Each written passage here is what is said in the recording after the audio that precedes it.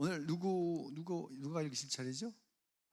김장광 이사님 다음 하실 분 선택권이 있습니다. 예. 네, 윤세희 집사님. 윤세희 집사님 네. 한 번 더 하세요. 한 번 돼?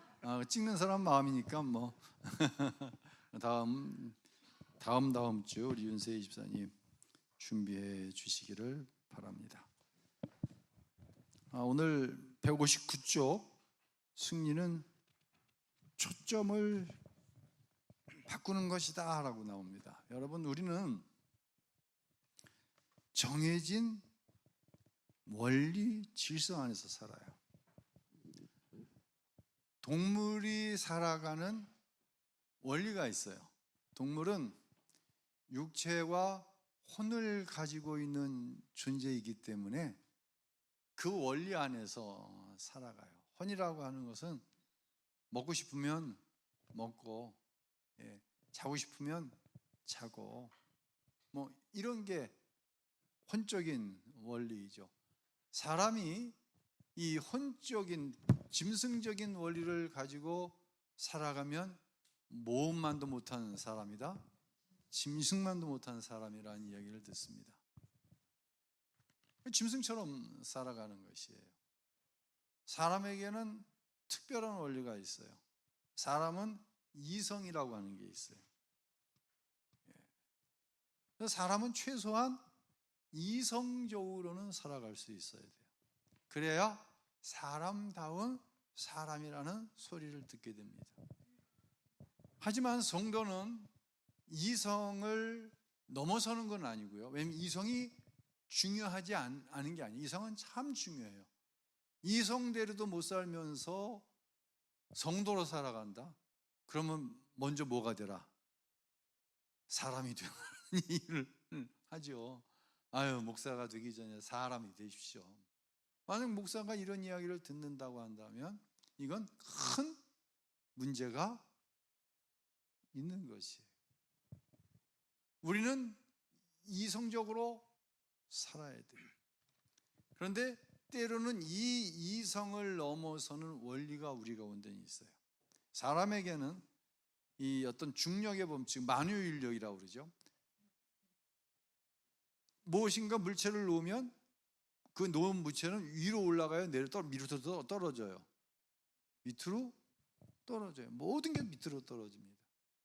만약에 이것을 거슬리려고 하면 문제가 생긴다고 하는 것이죠. 무엇인가를 여기 중요한 걸 던졌어요. 떨어질 줄 알고 떨어질 만한 곳으로 향해 달려가야 됩니다. 근데 무엇인가를 던졌는데 위만 바라보고 간다? 문제가 생깁니다. 아주 오전에 그런 말씀 드렸어요. 하나님께서 천지 만물을 만드셨는데 영적인 세계가 먼저 있다라고 얘기를 했어요. 천사들은 영적인 존재죠. 하나님도 영적인 존재이시죠. 이 세계 안에는 영적인 원리가 있습니다. 근데 유일하게 혼과 육체를 가지고, 흔히 얘기하는 정신과 육체, 그리고 이것을 넘어서는 눈에 보이지 않는 영을 가지고 있는 존재가 바로 사람이라고 그랬어요. 그래서 사람에게는 다른 짐승들이 갖지 못한 한 가지 원리를 가지고 살아야 사람다운 사람이 되어지는 거예요. 이게 영적인 세계의 영적인 원리를 가지고 살아가는 거예요. 그래서 오늘 뒤에 읽을 로마서의 말씀을 보면 육체의 일을 생각하는 사람은 뭐로만 행해? 육체로만 행하고, 영의 일을 생각하는 사람은 무엇으로? 영적으로 살아가게 되어 있다는 거예요. 자, 오늘 제목이 이래요. 승리는 초점을 바꾸는 것이다. 진정한 승리는 육체와 혼적으로는 아주 인격적이고, 누가 그러는 거예요? 아주 젠틀하다. 저 사람은 정말 신사적이다. 근데 그것으로만 끝나면 이 사람은 세상으로는 참 부족함이 없는 사람일 수 있지만, 영적인 세계로 볼 때 그것이 초점에 달하고 한다면 이건 문제가 있는 거예요. 우리에게는 보이지 않는 하나님의 영적인 세계가 있는 거예요. 그 영적인 세계로 우리의 삶의 초점을 돌려야 돼. 돌려야 돼. 바로 이 이야기를 하는 거예요. 방향성이 누구에게로? 하나님께로 우리의 삶의 방향성이 움직여 있어야 된다는 거예요. 바로 이게 승리를 가져다 주는 가장 기본적인 요소다. 자, 이걸 전제로 해서 오늘 본문을 한번 읽어 주시기 바랍니다. 이스라엘 백성이 여리고성에 도착했을 때 하나님은 그들에게 성벽주의를 날마다 한 번씩 돌라고 하셨다. 그러다가 7일째 되는 날 나팔 소리를 듣고 큰 함성을 외치면 성벽이 무너질 것이라고 말씀하셨다. 도저히 머리로 이해되는 방법은 아니었지만 그들은 자신들이 고안한 더 좋은 전략을 쓰고 싶다고 하지 않았다. 그저 하나님의 말씀에 순종했을 뿐이다. 예. 만약에 하나님께서 이스라엘 백성에게 날마다 여리고성을 돌아라. 예. 한 번씩 돌아. 그럼 마지막 7일째는 몇 바퀴? 7바퀴 돌아라. 그 이야기를 들으니까 그렇다고 성이 무너져? 육체와 혼의 원리로는 이게 성벽이 그래서 무너져요? 안 무너지거든. 이건 영적인 원리거든. 다른 말로 누구만 바라봐라? 하나님만 바라보라는 거거든요. 그런데 사람들이 모여서 의논하기 시작해서 야, 그러지 말고 땅굴을 파고 들어가자.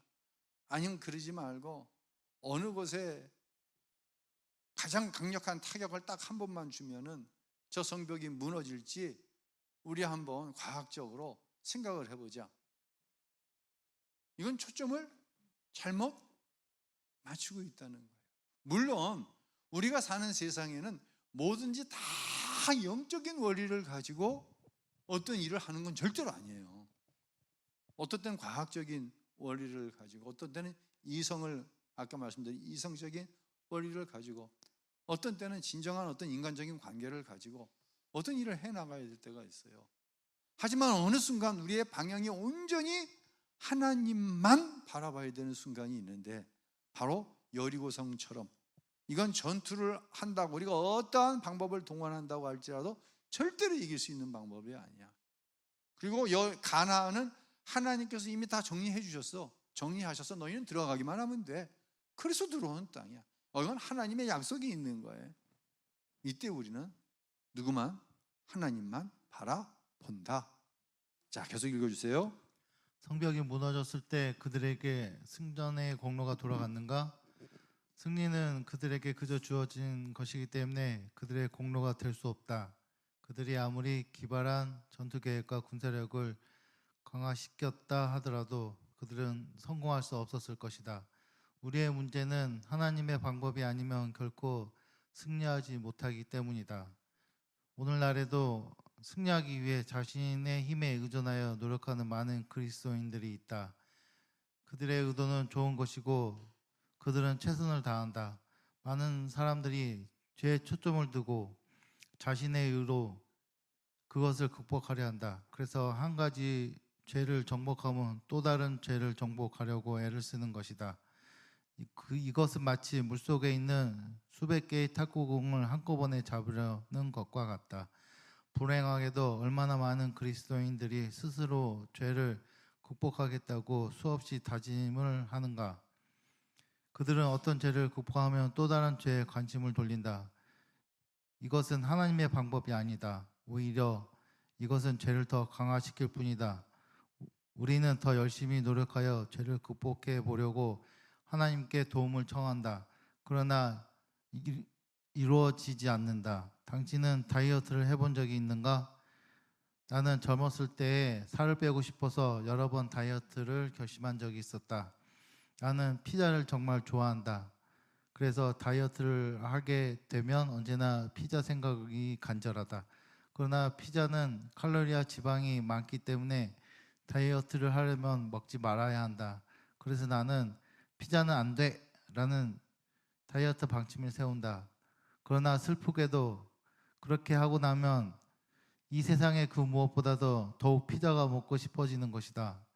그러던 중에 한 번은 창문을 열고 시골 지역을 운전하고 있었다.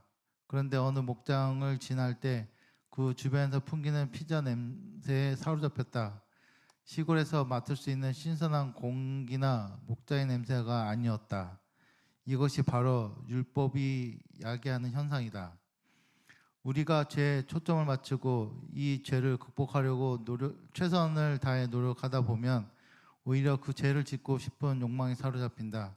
어떤 죄에 대해 승리를 체험할 수 있는 방법은 그 죄에 초점을 맞추는 것이 아니라 예수 그리스도께 초점을 맞추는 것이다.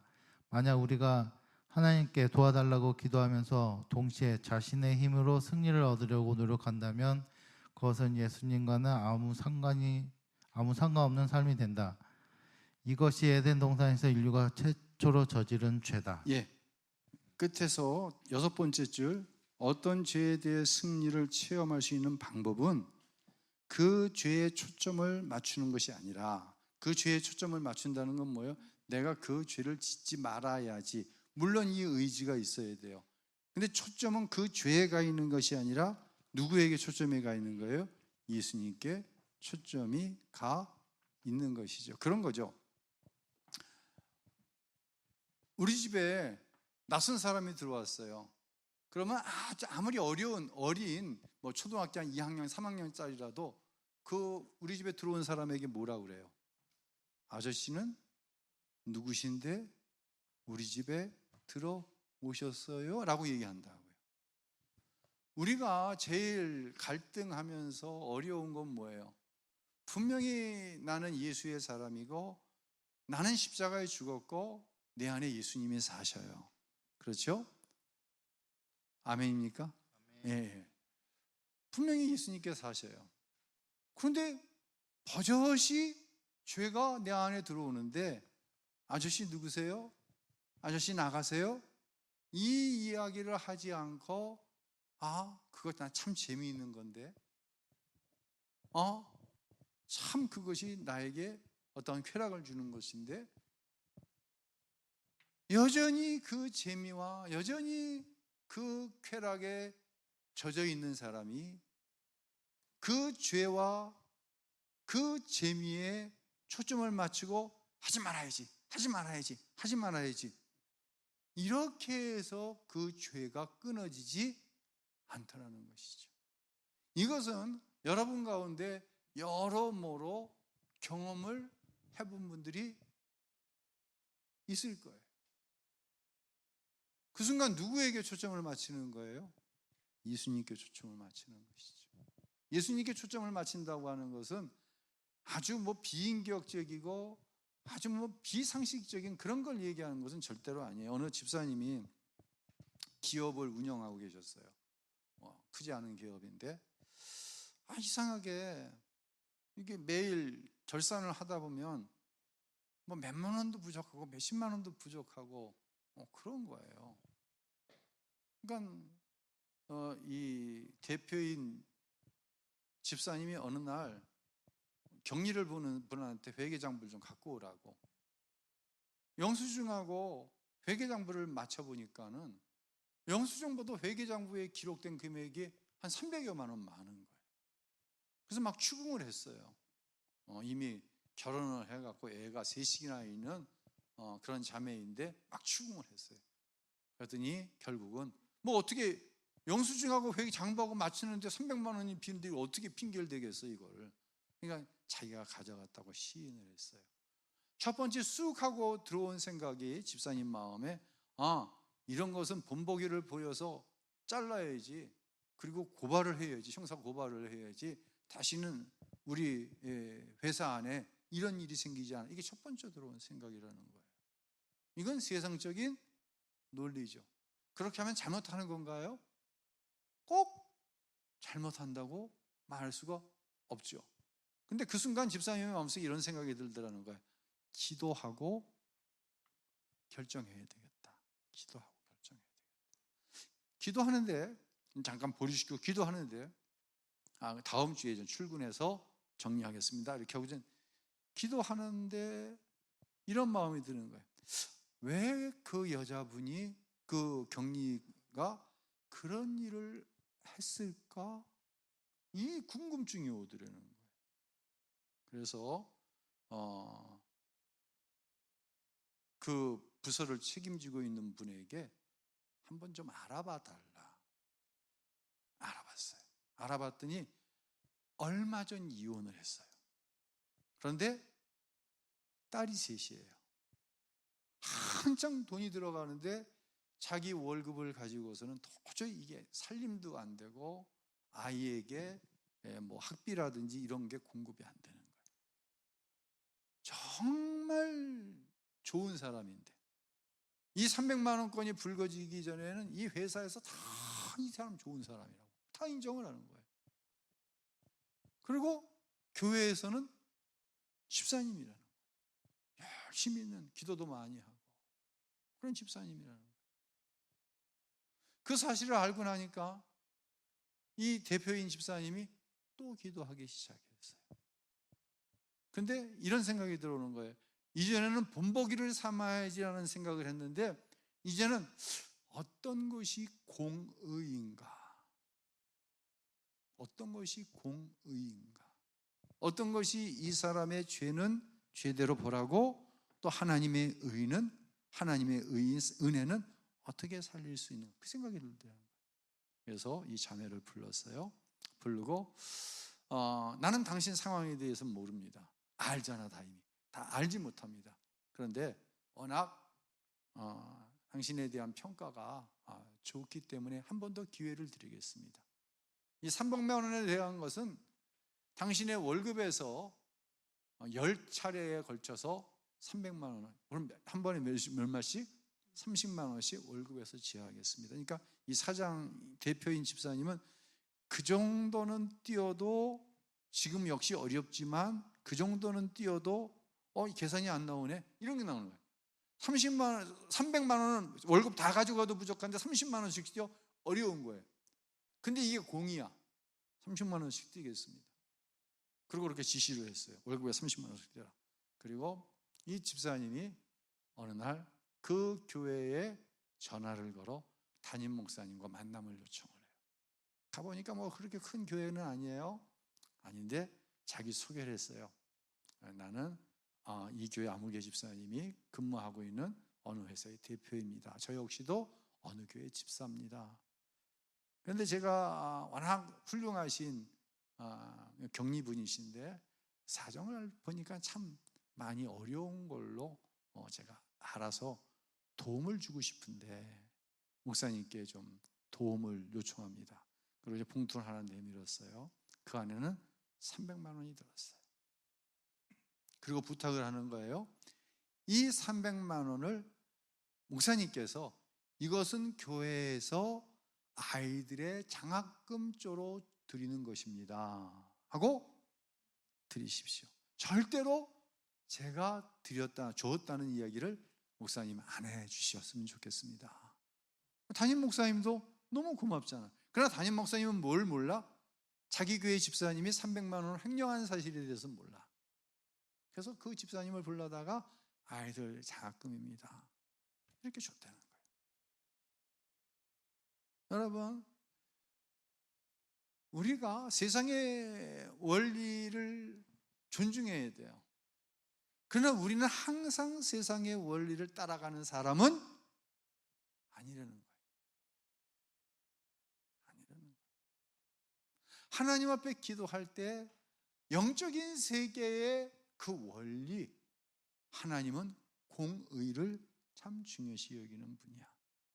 잘못한 것에 대해서는 무엇을 잘못했는가에 대한 시인을 하고, 시인을 했으면 그것에 대해서 책임을 지게 하고, 그리고 은혜를 베풀 때 사람이 알지 못하도록 오직 하나님만 아시는 그 은혜를 베풀어 주는 것, 이것이 바로 그 초점이 영적인 세계. 영적인 세계 하면 굉장히 거창하게 생각을 하는데 영적인 세계를 쉽게 표현하면 하나님을 기쁘시게 할 만한 일, 이걸 그냥 영적인 세계로가 한번 가볍게 정리를 해보자고요. 어떻게 하는 것이 하나님을 기쁘시게 하는 것인가? 이것을 놓고 생각하면 모든 부분에 답이 나온다라고 하는 것이죠. 이게 바로 죄에 초점을 두지 않고 예수님께 초점을 두는 그러한 삶의 원리다. 한번 그렇게 말씀을 드려보고 싶어요. 자, 계속 한번 읽어주세요.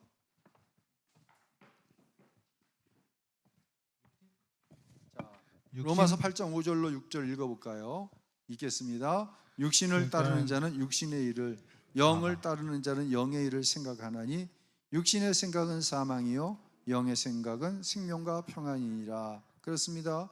우리가 육체를 가지고 있다고 육체의 일만 생각하는 거예요. 오전에 그런 표현을 했어요. 그림자라고 하는 표현을 했고 보이는 것이라는 것을 표현했어요. 오직 보이는 것만 쫓아가고 보이지 않는 하나님께서 우리에게 약속하신 그 약속을 잊어버리고 무시하고 살아가는 것은 어느 길을 가는 거예요? 이건 사망을 향해 가는 거예요. 하나님의 약속이 우리의 삶에 이루어지지 않아요. 하나님이 이루시지 않는 것이 아니라 우리에게는 전혀 그 약속을 받을 만한 준비가 되어 있지 않은 거예요. 영의 생각은 뭐라고요?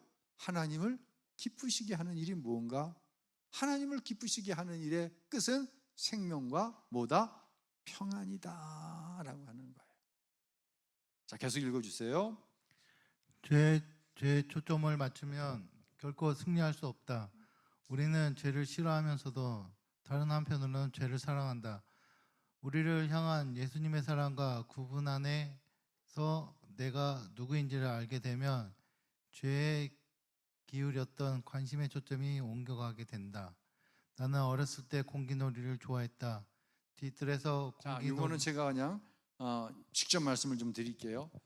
어렸을 때 뭐 공기놀이나 고무줄놀이 뭐 이런 놀이 다 하죠. 저는 누나들이 위로 많아가지고 고무줄놀이를 꽤 오랫동안 했어요. 예, 누나들하고 고무줄놀이 그래서 고무줄 끊기는 안 했어요. 맞아 죽을까봐 누나들한테 위로 3씩이나 했으니까. 근데 어느 날 한 친구가 와서 공을 차러 가자는 거예요. 초등학교 5학년쯤 됐는데 교회에서 교회 대항 축구 시합이 있다고 여름 성경학교 때인데 가갖고 축구 연습을 하는데 그날 이후로는 제가 고무줄 안 했어요. 공기놀이도 안 했어요. 뭐가 더 재밌으니까. 축구가 훨씬 더 재밌는 거예요. 너무너무 재밌는 거예요, 축구가. 그래서 이렇게 축구에 쏙 빠져 사는 거예요. 그런데 어느 날 누군가를 만났어요. 이거 지난주에 내가 했던 얘기랑 똑같네. 왜 이 목사님이 이걸 왜 뒤에다 이렇게 써놓으셨을까? 하다 보니까 똑같네. 임자원을 만났어. 근데 임자원이하고 같이 지내는 게 훨씬 더 축구하는 것보다 좋아. 그러니까 축구하는 생각을 안 하고 자원이하고 맨날 노는 거야. 이 이야기를 하는 거예요, 여기서요. 그러면서 163쪽 마지막 위에서 5번째 줄 더 좋은 곳이 오면부터 읽어주세요. 더 좋은 곳이 오면 이전 것은 지나간다. 인형이나 장난감이 자기 인생의 전부인 것처럼 알던 아이들도 자라면 더 좋은 곳을 찾아가기 마련이다. 은혜가 오면 율법이 물러나며 은혜가 와야 율법이 물러가는 거예요. 나를 향한 하나님의 사랑이 무엇인지가 오면 율법이 물러가는 거예요. 율법적인 삶을 살지 마십시오. 율법적인 행위를 버리십시오. 이건 아무리 말해도 소용이 없어요. 왜냐하면 그 사람의 신앙생활과 삶의 초점은 율법에 가 있어. 초점이. 그렇기 때문에 은혜의 삶을 사십시오. 안 돼 이게. 이 방향 자체가 초점이 율법이 아닌 내가 무엇인가를 열심히 잘해가지고 사람들에게 칭찬받는 게 신앙생활을 잘하는 것이라고 내 존재감을 드러내는 것이 신앙생활을 잘하는 것이고 나는 이런 생활이 너무 재미있어. 이건 끊어지지가 않아요. 그런데 어느 날 예수님이 나를 찾아와서 나를 만나주셨어요. 거기서 예수님이 내 죄를 위해서 어떤 죽음을 죽으셨는지 알게 되니까 하나님이 세상을 이처럼 사랑하사 독생자를 주셨다고 하는 말씀이 어떤 말씀인지 그냥 은혜 안에서 절절히 끌어나는 거예요. 더 이상 내가 무엇인가를 해서 내 존재감, 이건 아무런 의미가 없어. 이것 때문에 내 신앙생활이 재미가 없었어. 이것 때문에 내 신앙생활이 하나님과의 관계뿐만 아니라 사람과의 관계도 망쳐버렸어. 이건 정말로 재미가 없는 거야, 율법은. 그러니까 다음부터는 율법으로 살겠어요? 은혜로 살겠어요? 은혜로 사는 것이죠. 초점이 완전히 바뀌어지는 것이죠. 은혜가 오면, 축구를 하면 공기놀이가 생각이 안 나는 거예요. 좋은 이성이 생기면 뭐 아무리 재미있는 것도 돌아보지 않게 되는 거예요. 노력으로 되는 거예요? 자연스럽게 되는 거예요? 자연스럽게 되는 거예요. 죄를 끊는 건 아까 죄에서 초점을 예수님께 옮겨야 된다는 이야기가 여기서 설명되는 거예요. 억지로 지금까지는 죄를 끊으려고 했어요. 그리고 죄를 또 어떻게 해요? 또 짓는 거예요. 그리고 또 끊어. 그리고 또 줘. 또 끊어. 또 줘. 너무 힘든 거야. 이게 내 안의 주인이 누구지? 예수님이지? 이 이야기를 이론적으로는 하는데 진짜 내 안에 예수님이, 내 삶에 예수님이 맞나? 자신이 없는 거예요. 자신이 없는 거예요. 근데 은혜 안에서 너무 예수님하고 동행하는 것이 즐거워가지고 죄는 이제 눈에 들어오지가 않아. 유치해. 저거는. 저게 뭐가 재밌어? 예수님하고 동행하는 게 재밌지. 예수님 안에서 이것이 이루어지면 죄는, 불신앙, 불순종의 문제는 아주 자연스럽게 끊어진다는 것이죠. 빛이 오면 뭐가 자연스럽게 물러가요? 어둠이 물러가는 것이죠. 기도가 시작되면 두려움이 어떻게 돼요? 흩어지는 것이죠. 목사님이 기도했는데 두려움이 여전히 오는데요. 무엇을 위해서 기도했어요? 뭐 이루어 달라고요? 그건 믿음 아니라고 그랬어요. 결론은 그렇게 나. 결론은 누가 하니까? 하나님이 하시니까. 하지만 기도의 제목은 뭐예요? 하나님의 완전하심, 하나님의 사랑, 나와 함께 하시는 그 하나님의 은혜.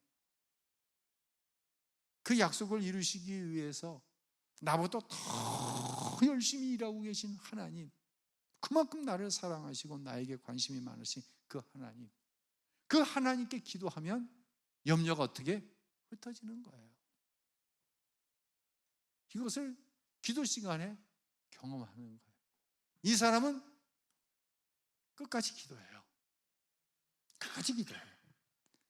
그러지 않고 응답이 목적인 사람은 하나님에 대한 관심도 없고 하나님에 대한 가장 중요한 신뢰 자체가 없어요. 그러니 하나님께서 그 일을 하실 것이라고 하는 믿음이 없기 때문에 기도는 계속될 수 없는 거예요. 하나님이 우선이에요. 말씀이 오면 인생이 어떻게 돼요? 질서가 생기는 거예요. 말씀이 내 안에 오면 인생이 질서가 생기는 거예요. 하루의 삶에 질서가 생기는 거예요. 기억하라. 더 좋은 것은 이미 와 있다. 예수님의 은혜는 이미 우리 안에 와 있다. 아멘인가요? 문제는 초점을 어디에 두고 있는가가 문제입니다. 초점을 옮길 수 있기를 바랍니다. 근데 이건 역시도 내 의지로 초점이 옮겨지지 않습니다. 누가 내 안에 오시면? 성령이 내 안에 오시면 율법에서 은혜로 내 초점이 옮겨가고 죄에서 예수로 그 초점이 옮겨가고 정말 엉망진창. 왜 질서가 무너져요? 어떤 때는 육체의 법칙을 갖다 적용시키고 어떤 때는 정신적인 원리를 갖다 적용시키고 영적인 원리는 생각도 못하고 있어. 그러다가 설교 시간에 설교 듣고 하나님이 하셔야 되는 건 하나님. 영적이고 혼적이고 육체의 원리가 뒤죽박죽이 되어 있는 거예요. 혹시 여러분의 삶이 그렇지 않아요? 경제적인 문제에 있어서는 육체의 원리, 정신적인 문제에 자식에게 있어서는 정신적인 원리, 그리고 영적인 원리는 하다 안 되는 것만 영적인 원리. 죄송합니다. 이런 경우들이 많은 교인들의 삶을 지배하고 있다는 거예요. 그래서 뭘 경험하지 못해요? 오늘 6단원의 큰 제목이 승리의 삶이죠. 진정한 승리를 경험하지 못하고 살아간다라고 하는 것이죠. 6단원 이제 맞춰지고 7단원은 승리로, 생명으로 넘어갑니다. 생명의 삶으로 넘어가는데 좀 미리 한 단원이라도 좀 읽어오시면 훨씬 도움이 될 것 같습니다. 자, 찬양, 고백이라고 하는 찬양을 할 건데요. 이건 이제 금요일 날 찬양을 했는데 금요일 날 초점이 된 것이 아니라 이 승리의 삶이란 무엇인가? 승리의 삶이란 뭐냐? 승리란 그렇게 막 거창한 것이 아니에요. 여리고성을 이스라엘이 정복했지만 자랑할 수 없어요. 왜? 자기들이 한 것은 하나님의 약속을 신뢰했을 뿐이거든요.